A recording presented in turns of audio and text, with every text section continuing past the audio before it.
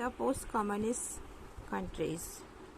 India has maintained a good relation with all the post-communist countries, but the strategic relation and still those between the Russia and India relations with Russia are an important aspect in India's foreign policy. Indo-Russian relations are embedded in the history of trust. History of trust and the common interests are the match by the popular participants. India heroes from the Raj Kapoor and Amitabh Bachchan are household name in the Russia and many post-Soviet countries. One can hear Hindi film and song all over the region and India part of the popular memory. अब साम्यवादी देश में भारत देखो आप किस प्रकार से था कि इंडिया जो है एक सोशलिस्ट कंट्री रह चुके सभी देशों के इसके रिलेशन बहुत अच्छे थे, लेकिन इंडिया की रिलेशन है रशिया से बहुत ही गहरे हैं। इंडिया की फॉरेन पॉलिसी एक इम्पोर्टेंट इशू के रूप में इसके रिलेशन के साथ संबंध बने हुए थे। इंडिया रशिया रिलेशन का हिस्ट्री अगर आप देखते हो तो ये बिलीव के साथ साथ एक दूसरे की हिस्टोरिकल हिस्ट्री भी है। तो इंडिया रशिया के आपसी संबंध इन देशों की जनता की एक्सपेक्टेशन से मेल खाते हैं।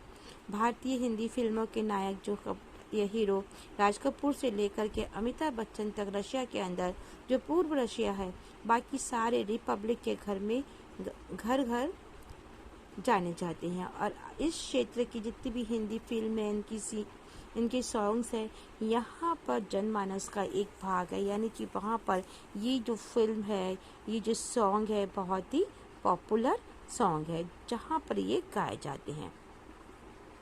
Now Russia and India share the vision of the multipolar world order that means the multipolar world. Russia और भारत इन दोनों का जो संबंध है एक दूसरे के साथ वर्ल्ड पोलर के जैसा संबंध है, एक दूसरे के साथ ये अपने रिलेशन को बनाए रखते हैं।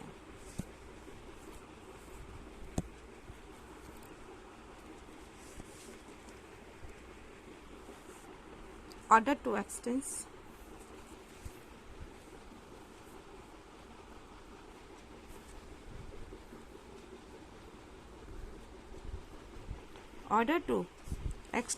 co-serval power in the international system and collective security in which the attack of any country is regarded as a threat to all the countries and the required collective person and gather regiments, negotiation, settlement of international conflict and independent foreign policy for all countries is decided to making through bodies like the UN and should be strengthened, democratic and improved.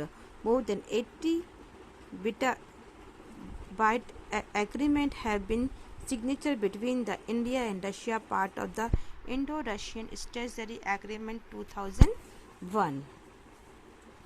Now कि Russia और भारत की दोनों के बीच में जो polar world का है एक सपना था कि बहुध्रुवीय विश्व में से इन दोनों ही कंट्रीज ने का यह आशय है कि इंटरनेशनल फलक पर कई मैनी पावर्स मौजूद है, लेकिन सिक्योरिटी की सामूहिक जिम्मेदारी यानी किसी भी देश पर अगर हमला है तो उस देश के लिए ये अपना खतरा माने और मिलकर के कार्रवाई करें, ज़्यादा क्षेत्रीयताओं को ज़्यादा जगह मिले और इंटरनेशनल कॉन्फ्लिक्ट का समाधान बातचीत के द्वारा ही हल हो, देश की स्वतंत्र विदेश नीति हो, संयुक्त राज्य संस्था हो और यहाँ पर संस्थाओं को मजबूत एंड डेमोक्रेटिक पावर बनाया जाए। 2001 में भारत और रशिया के समझौते के द्वारा एक रूप भारत और रशिया के बीच में 80 द्विपक्षीय दस्तावेजों के ऊपर सिग्नेचर भी किए गए हैं।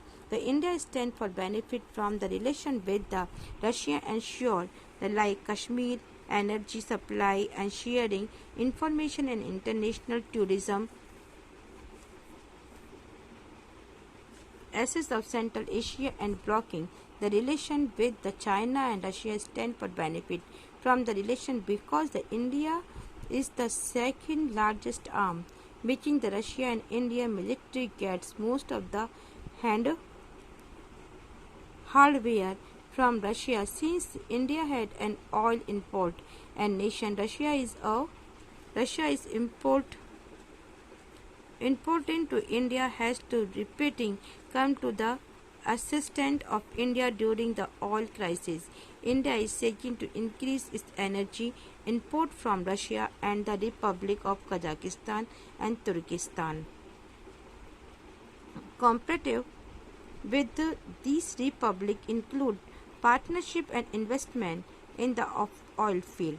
Russia is important for Indian nuclear energy plants and associate India's space industries by giving, for example, the echologenic rocket and when India need to Russia and India have collaborate on various scientific projects. Now, कि India Russia के साथ अपने संबंधों के कारण कश्मीर, ऊर्जा आपूर्ति, अंतर्राष्ट्रीय आतंकवाद, टेररिज्म और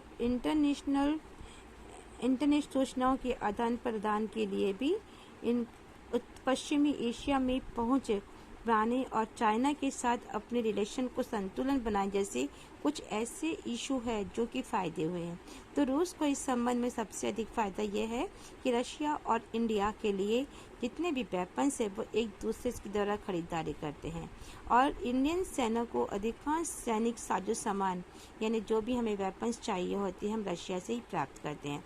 तो इंडिया और रशिया की जो ऑयल्स के हैं इंपोर्ट करना या एक्सपोर्ट करना ये इस कंट्री में से एक है, इसलिए इंडिया रशिया के लिए इम्पोर्टेंट है। उसने तेल की संकट की घड़ी में भी इस क्राइसिस में भी इंडिया की हेल्प करी और इंडिया रशिया से अपनी एनर्जी इंपोर्ट भी बढ़ाने के लिए कोशिश कर रहा है। ऐसी कोशिश कजाकिस्तान, तुर्किस्तान के साथ भी चल रही है और इन रिपब्लिक के साथ में सहयोग के अंतर्गत ऑयल वाले इलाकों के साथ साझेदारी में निवेश करना भी शामिल है। तो रशिया एंड इंडिया की एटॉमिक प्लानिंग के लिए ये इम्पोर्टेंट है। रशिया ने इंडिया के साथ में अंतरिक्ष उद्योग में भी अपनी जरूरत के बाद क्रियोजेनिक रॉकेट देकर के हेल्प की थी।